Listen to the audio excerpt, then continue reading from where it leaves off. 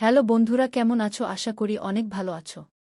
বন্ধুরা, আমি 3 বছর পর দেশে এসে জানতে পারি যে আমার পরীর 2টা যমজ বাচ্চা হয়েছে এবং সে আবারও প্রেগন্যান্ট।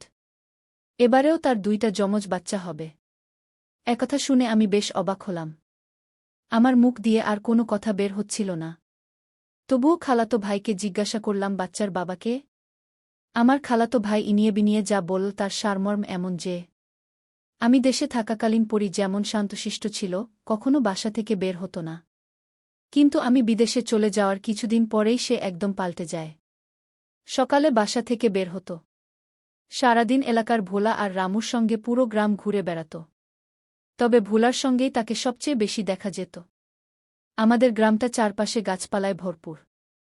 ভোলার সঙ্গে আমার পরী সারাক্ষণ ঘুরে বেড়াতে। বাড়িতে ফিরত সন্ধ্যার দিকে। তাকে এত সময় বাইরে থাকার জন্য কিছু বললে সে উল্টো রেগে গিয়ে ফোঁসফোঁস করত। সবসময় তো ওকে পাশের বাড়ির ভোলার সাথেই দেখা যেত। মনে হয় বাচ্চার বাবা ভোলাই হবে। ভোলা যেভাবে বাচ্চাগুলোকে আদর করে। আমি সিগারেটে লম্বা একটা টান দিয়ে বুক ভরে ধোঁয়া নিলাম। তারপর জিজ্ঞাসা করলাম, পরী এখন কেমন আছে? সুস্থ আছে তো?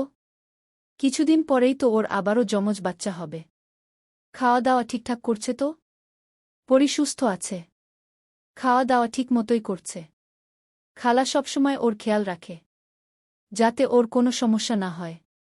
কিছুক্ষণ চুপ থেকে আমি জিজ্ঞাসা করলাম, পরী এখন কোথায় আছে? আমাদের বাড়িতেই নাকি আবারও ভোলার সঙ্গে বের হয়েছে? সকালবেলা তো দেখেছিলাম ভোলার সঙ্গে বের হয়েছিল। এতক্ষণে বোধহয় বাড়িতে চলে আসছে। আমি আর এক মুহূর্ত দেরি না করে ছুটে গেলাম বাড়ির দিকে। বাড়ির উঠানে পা রাখতেই দেখি ছোট ছোট 2টা বাচ্চা উঠানে খেলা করছে। আমি একবার দেখেই বুঝে গিয়েছি বাচ্চা দুটো পরীরই। পরী যেমন ফর্সা, বাচ্চা দুটিও ওর মতোই ফর্সা হয়েছে। আমি কাছে গিয়ে বাচ্চা দুটোকে আদর করতে যেতে তারা ভয় পেয়ে উঠানের অন্য দিকে চলে গেল। আমি রুমে যেতেই দেখি পরী আমার বিছানায় আরাম করে শুয়ে আছে। আমাকে দেখে প্রথমে একটু অভিমান করে দূরে থাকলেও কিছুক্ষণ পরেই আবার ছুটে এসেছে আমার কাছে। পরী বেশ চালাক। আমি বিদেশ থেকে যে বড় লাগেজ নিয়ে এসেছি এটা দেখেই সে ছুটে এসেছে। সে বুঝে গিয়েছে এর ভেতর অনেক কিছু আছে। তবুও পরী আমার কাছে আসতেই আমি তাকে বুকের সঙ্গে জড়িয়ে ধরলাম। ও চুপচাপ আমার বুকের সিঙ্গেলে চিপটে আছে। কোনো নড়াচড়া করছে না। কিছুক্ষণ পরে আমার মা রুমে আসতেই পরী আমার কোল থেকে নেমে গেল। লাগেজ খুলে সব কিছু মাকে বুঝিয়ে দিলাম। ততক্ষণে পরীর বাচ্চা 2টা রুমে চলে এসেছে।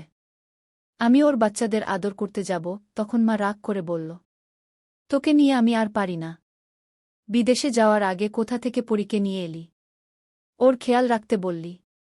কিন্তু সে তো কারো কোনো কথাই শোনে না। আমি পরীর দিকে তাকাতেই সে লেজ নাড়াতে নাড়াতে মিউ মিউ করে ডেকে আমার কোলে এসে উঠল। ততক্ষণে পরীর 2 বাচ্চা আর ভোলাও লেজ নাড়াতে নাড়াতে আমার কাছে এলো আদর নিতে। ভাবতেছি এবার পরী আর ভোলার বিয়েটা দিয়েই দিব। আচ্ছা, ওদের বাচ্চাগুলোর নাম কি রাখা যায়? গল্প ভালো লাগলে সাবস্ক্রাইব করে সাথে থাকুন। ধন্যবাদ।